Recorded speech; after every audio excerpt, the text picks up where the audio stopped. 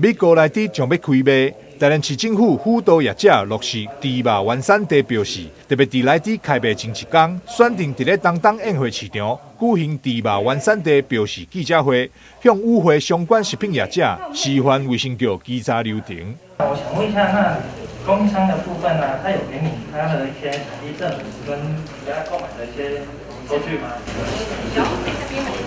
就是明天开始，在外国含莱克多巴胺的猪肉就会正式的进口，但是因为事实上民众对于这样的猪肉是有疑虑的，那我在这重申，这个是已经被政治化的一个公共政策议题，但是我们还是必须要做好这个管控，也就是说，我们在团膳还有进口商，还有大卖场端，还有学校端，都已经宣示了都只吃本国猪肉。第二个部分就是在餐厅端，有一些已经贴了台湾猪用国产猪的标章的这些店家，那所以说我们要明天开始就可以去稽查。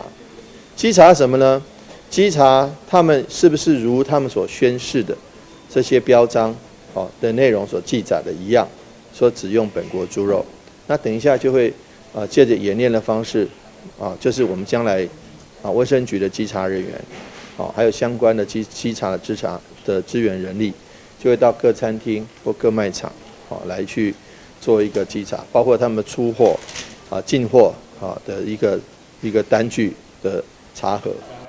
卫生局提醒，明年新规定正式施行后，无依照规定标示者，依照食安法47条，会当处3万以上300万以下罚款；标示无实者，嘛有4万到400万罚金。若是检查出含有动物精液残留，上悬会当罚2亿的罚金。民众若是对到任何食品安全有问题，麻烦影响台南市卫生局联系。台南新闻张硕维采访报道。